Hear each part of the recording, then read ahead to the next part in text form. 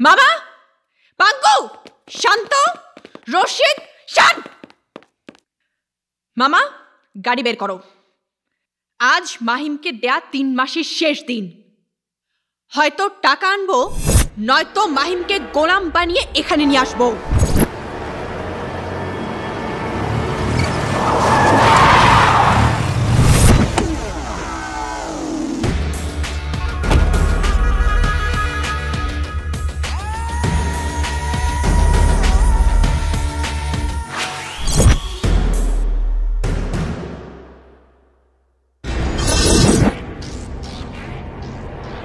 ছোট লোকের বাচ্চারা, আমি এখানে বসতে আসিনি। ওই ড্রাইভারের বাচ্চাকে বল আমার সামনে আসতে।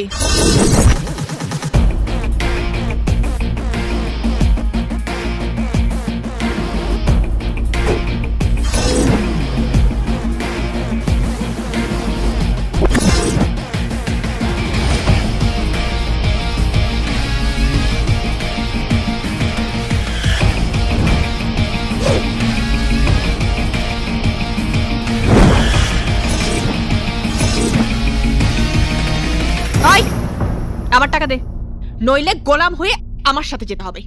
দে টাকা, দে টাকা। গোলাম? কি বলছিস এসব? কিসের টাকা, কিসের গোলাম? 3 মাসেই ভুলে গেছিস? মহল্লাবাসীদের ঘর করার জন্য আমার কাছ থেকে গোলামি করার শর্তে যে 50 লক্ষ টাকা সুদে এনেছিলি, আজ টাকা ফেরত দেবার শেষ দিন। দেখ দলিলে কি লেখা আছে। মামা দেখো, নিজ হাতে সই করে 50 লক্ষ টাকা নিয়েছিলেন।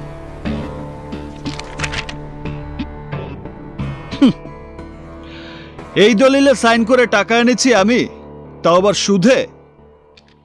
মামা মধু, মদ খাও তুমি আর নেশা ধরে অন্য মানুষে। এই দুঃখেই তো মামা মধু খাওয়া ছেড়ে দিয়েছি। মাহিম, আমরা তোমার সাথে মজা করতে আসি না। রাতের আধারে মহল্লায় আগুন লাগিয়ে নিরীহ মানুষগুলোকে ঘর ছাড়া করে আমাকে বিপদে ফেলতে চেয়েছিলি? কি মনে করেছিস আমি কিছুই জানি না? আমি যখন জানতে পেরেছি তখন সব পুড়ে ছাই হয়ে গেছে।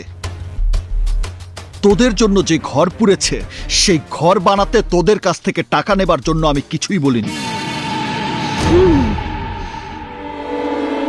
সুদের বিজনেস করিস তোরা? মা মেয়ে গভর্নমেন্টের কোন এভিডেন্সের উপর ভিত্তি করে সুদের বিজনেস করিস? তোদের কাছে বাংলাদেশ ব্যাংকের কোনো অনুমতি আছে?